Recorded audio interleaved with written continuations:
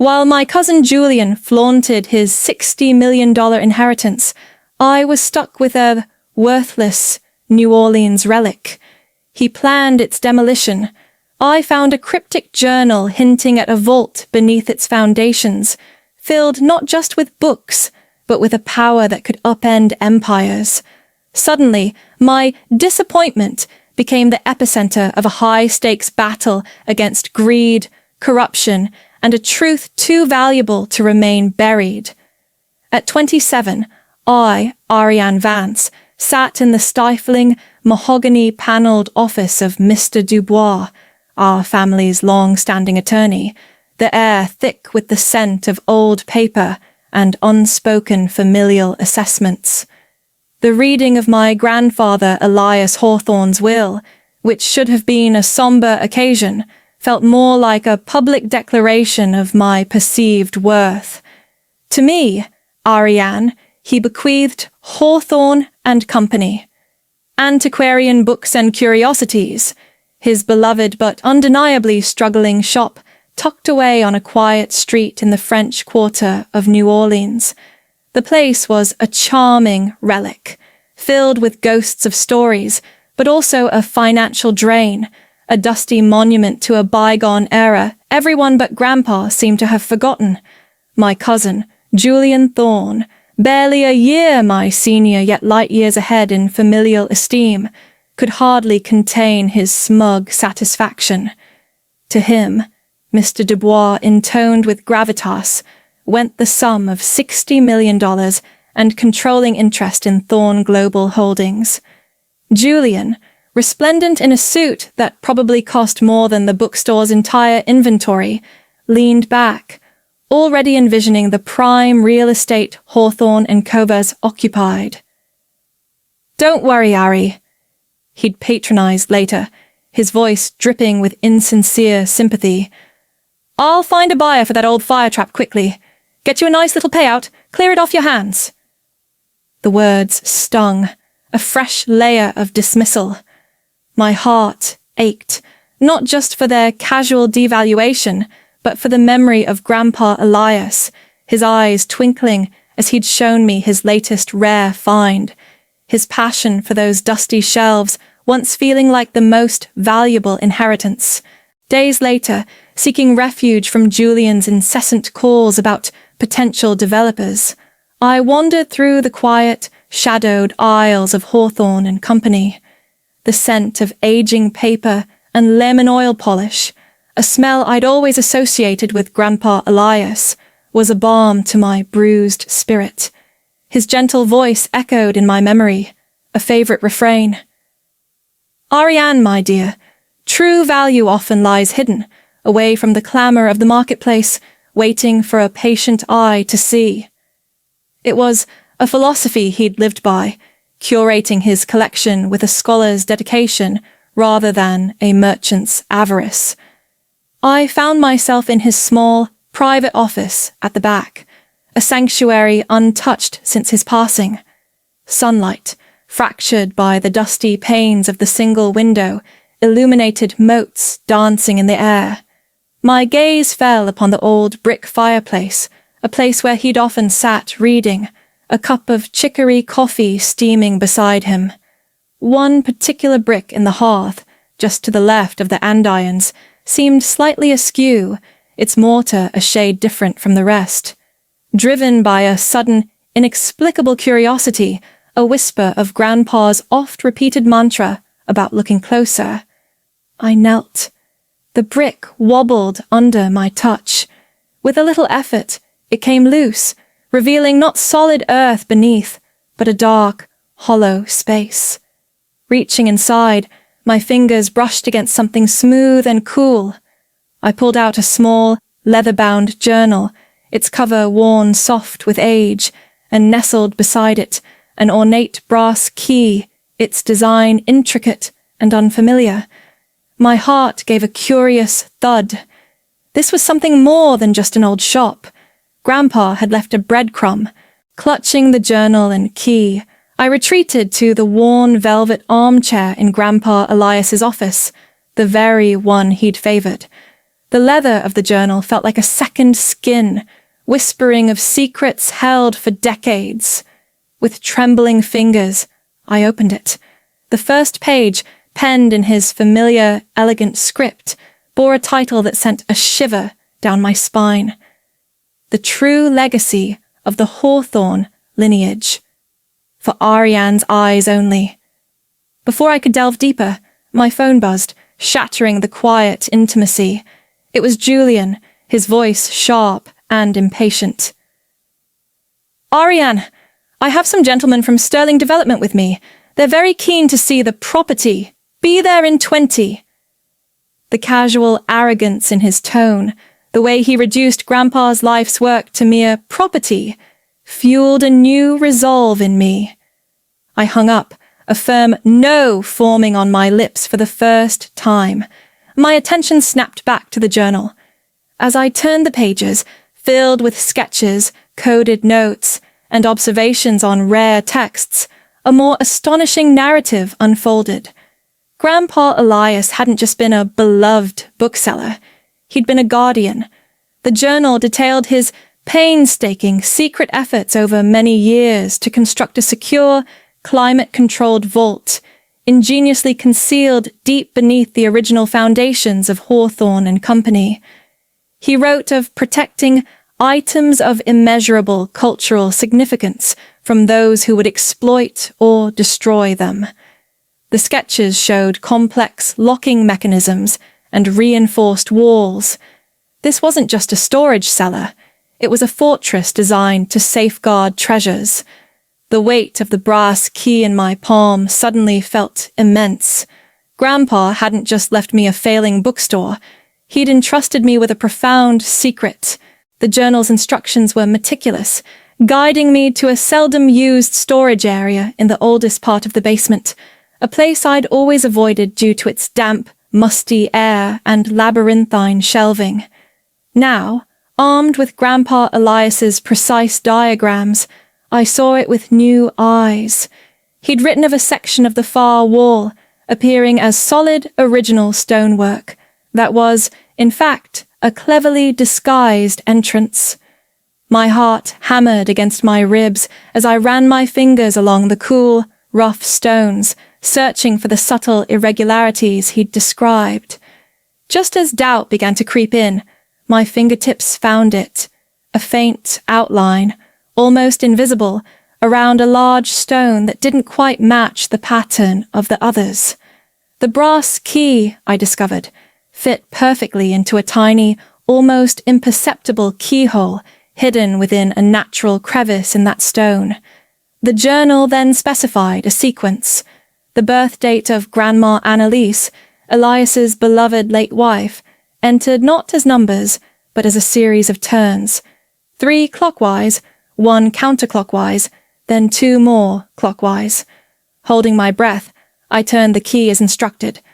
For a terrifying moment, nothing happened. Then, a soft, almost inaudible click echoed in the silence, followed by the faintest whisper of well-oiled machinery.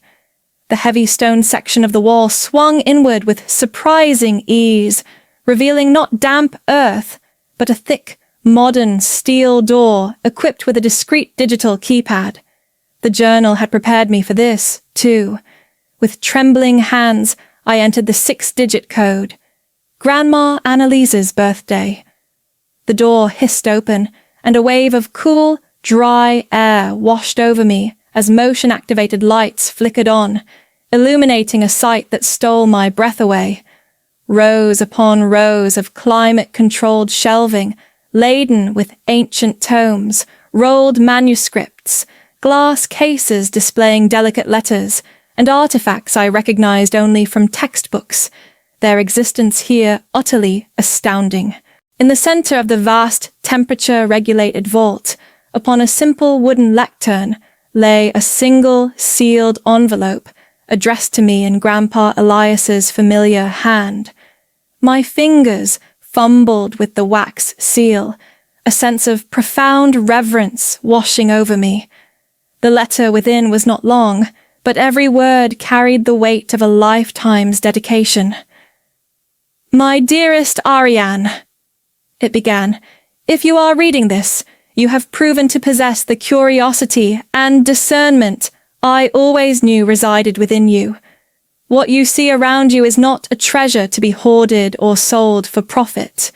It is a sanctuary, a testament to the enduring power of human creativity and knowledge, entrusted to my care, and now to yours, for safekeeping.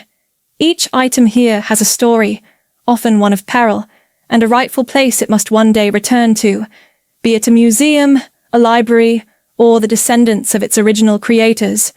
Your task is to be its guardian until that time."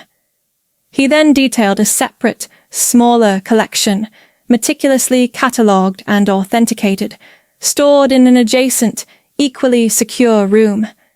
These items, rare first editions, signed manuscripts, and a few select historical artifacts he had legally acquired over decades, were, he wrote, "entirely yours, my dear, to do with as you see fit.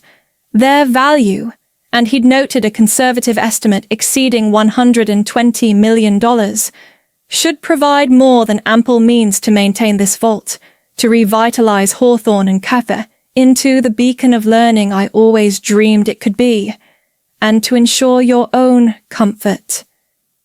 Use it wisely, my love."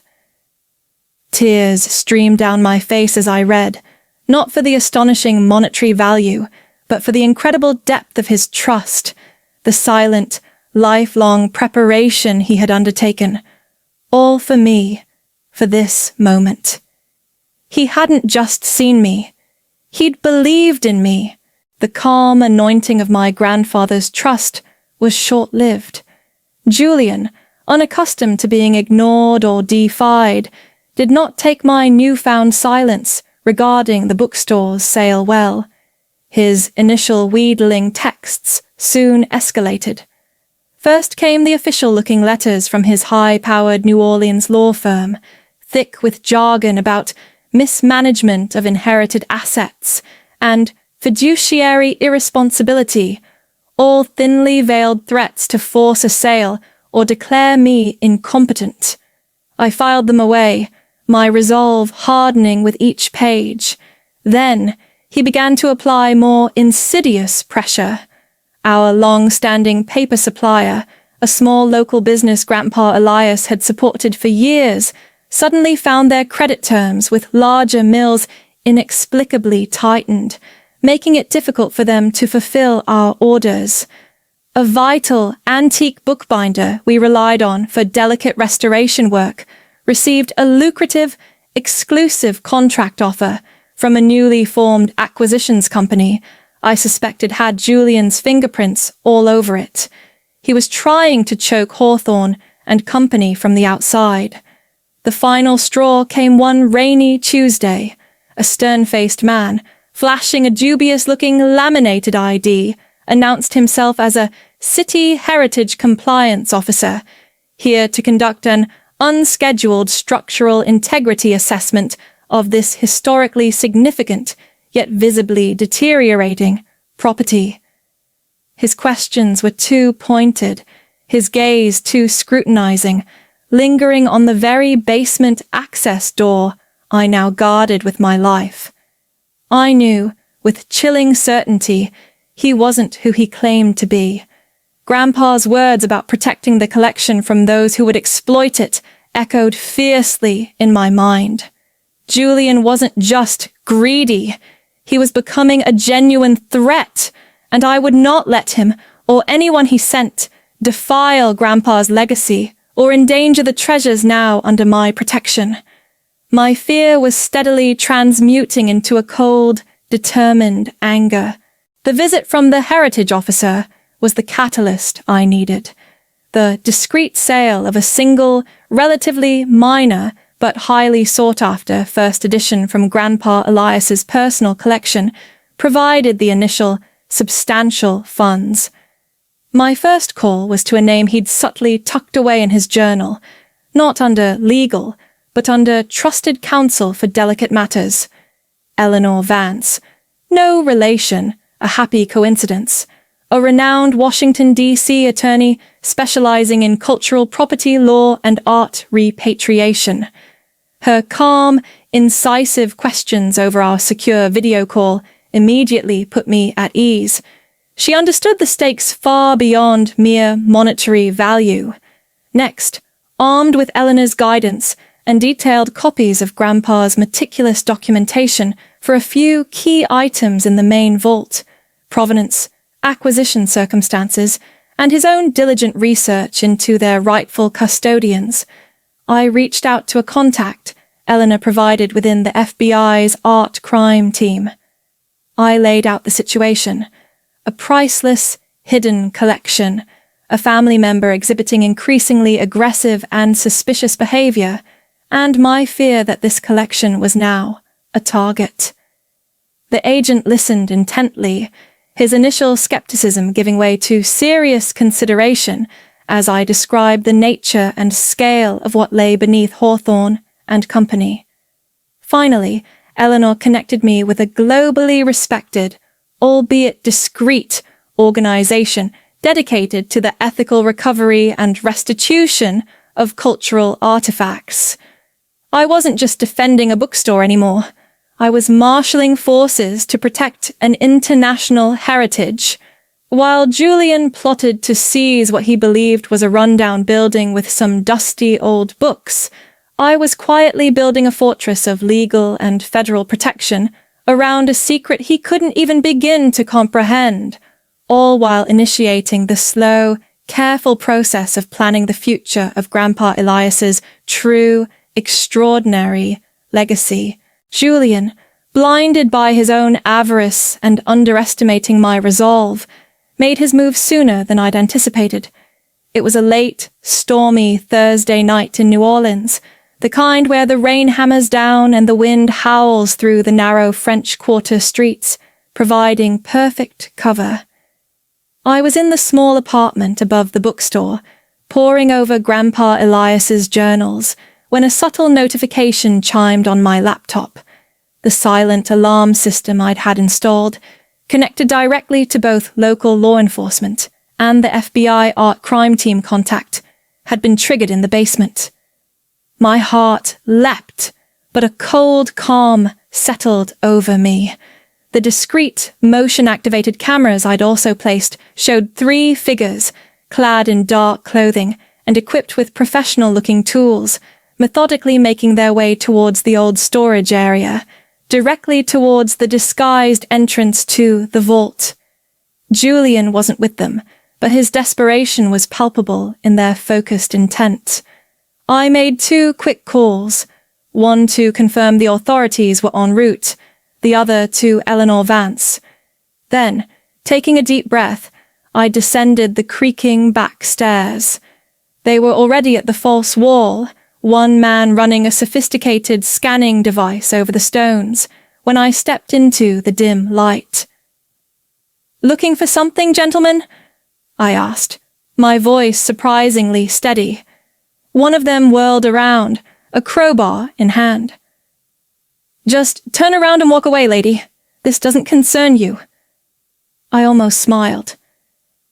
"Actually," I said, as the sound of heavy footsteps and authoritative shouts echoed from the main floor above, "it concerns me very, very much, and it definitely concerns the FBI agents who have just surrounded the building."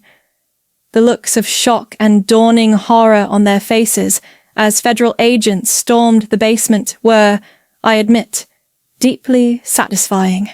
Julian, implicated by phone records and financial transactions with the apprehended crew, was arrested at his uptown penthouse before sunrise.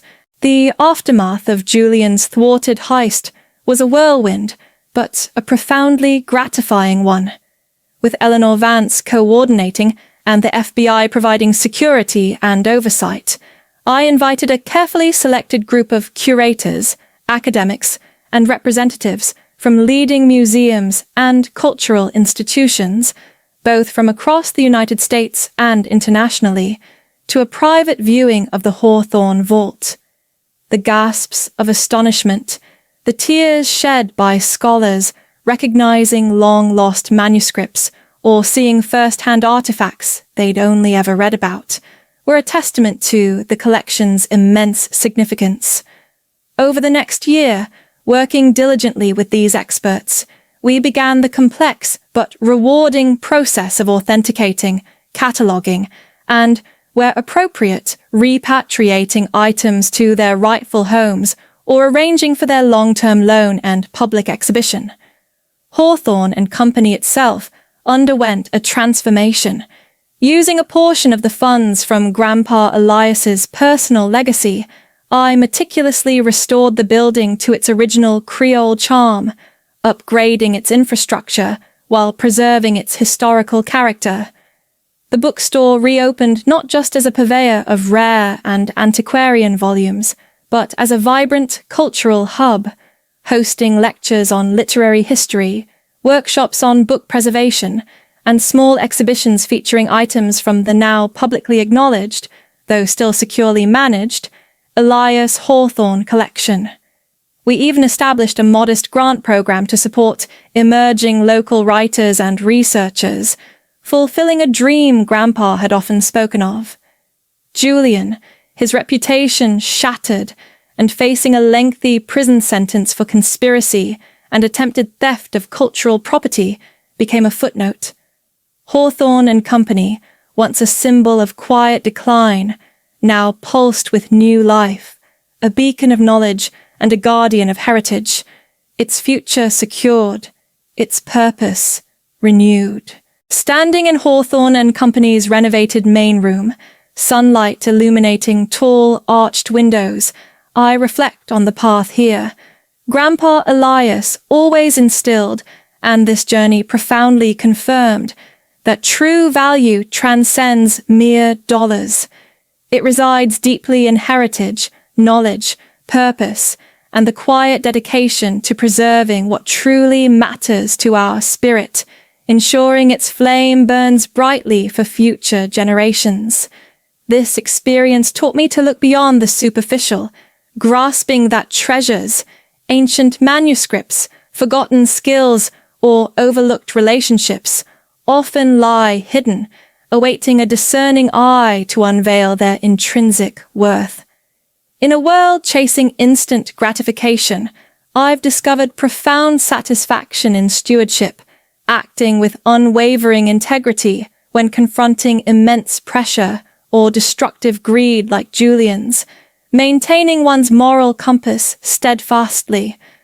I firmly believe opportunities to discover such hidden legacies surround us daily, whispered in cherished family stories, embodied in local landmarks needing vital support, or dormant within personal talents awaiting cultivation.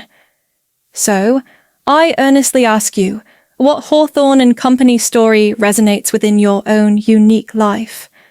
Are there dusty shelves unexplored, potential treasures dismissed? Share your thoughtful reflections and experiences. If this tale of discovery and enduring values triumph over fleeting desires has inspired you, please like, share, and subscribe for more stories delving deeper. Together, let's champion the transformative idea that profound legacies are built not on what we accumulate, but on what we consciously choose to protect, nurture, and thoughtfully pass forward for all others.